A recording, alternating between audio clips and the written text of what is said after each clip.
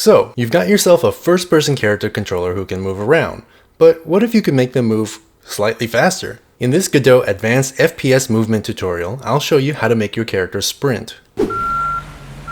For this tutorial, I'm building on top of the FPS controller I made in my 6-minute FPS character controller tutorial video, so make sure you've watched that video first. The first thing we're going to do is go into Project and Project Settings, and in the Input Map tab, create a new action called Ability, and assign whatever key you want to it. I use the Shift button. If you don't know how to do this, again, my FPS character controller video will show you how to do that step by step. Next, we're going to go into the script. The first thing we're going to do is create some new variables at the top of the script. var default speed equals 7 and var sprint speed equals 14. We're also going to delete equals 7 from the first variable called speed. These two new variables are our normal and sprinting speeds, and we want to be able to switch between them. Next, we're going to go down to our process function, and we're going to write speed equals default speed. This sets our speed to default speed every single frame unless we do something to change it. Then, above our movement code, we're going to write if input.isActionPressed ability speed equals sprint speed. Remember, our speed is normally set to default speed every single frame, but if you press the ability button, as long as you keep holding that button down, the speed will be set to the new sprinting speed instead. Let go of the button, and the speed will be set back to default. If you run the game,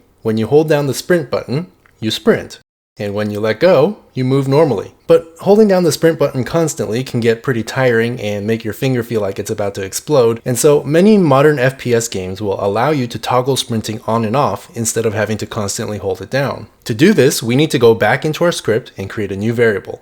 var sprinting equals false. Then we're going to get rid of our old sprinting code and replace it with if input.isActionJustPressed ability and not sprinting, sprinting equals true. Elif input.isActionJustPressed ability and sprinting equals false. So basically, if our sprinting variable is false, then pressing ability will change it to true. And if sprinting is true, then pressing ability will change it to false. This is how toggling works. Then under all of that, we're going to write if sprinting speed equals sprint speed. So if our sprinting variable is true, then the character's speed will be set to sprint speed. Otherwise, it will just default back to default speed. Now, when you run the game, pressing the ability button once makes your character sprint, and they will continue to sprint until you press the ability button again, returning the character to normal speed. But what if your character is out of shape and you want to make it so that after sprinting for a short while, they need to return to normal speed before being able to sprint again? To do this, we're going to add a new node to our FPS character. Right-click on the main node and add a timer node.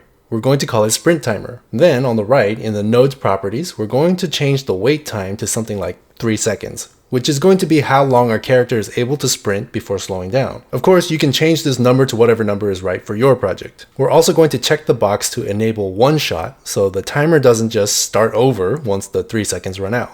Then, at the top, we're going to click on the Node tab, right-click on Timeout, and select Connect from the menu. In the window that pops up, click on your character's main node that has your main script on it. Mine is called FPS, and click on the connect button. This will bring you back into the script where you'll notice a new function has been written into your code called func onSprintTimerTimeout. We'll talk about this in just a second. Go to the top of your script and create a reference to our timer node. onReadyVar sprint timer equals $sprint timer. This allows us to make changes to the timer node we just created in this script instead of having to create a whole new script just for the timer. Then we're going to go down to our sprinting code, and under sprinting equals true, write sprintTimer.start. This tells the timer node to start counting down when you start sprinting. Then way down at the bottom, inside the onSprintTimerTimeout function, write sprinting equals false. So when the sprint timer counts down to 0, then sprinting will be set to false and your character will no longer sprint. So now when you run the game, your character will sprint for 3 seconds, then slow down to normal speed before being able to sprint again. There's a lot of ways you can expand on this. If you want to make it so that the character has to rest for some time before being able to sprint again, you can do that by using a second timer. You can also add other abilities on top of sprinting like power sliding and wall running. These are things that I hope to cover in future installments of the Advanced FPS Movement series, so make sure you're subscribed to the channel and have bell notifications turned on if you don't want to miss them. Also, the channel now has an official Discord, so feel free to stop by, join, come chat with me. I'll leave a link to it in the description below. Anyways, that's it for this tutorial. If you liked the video, like it, subscribe it, share it, bell it, and comment it. Thank you. Have a nice day.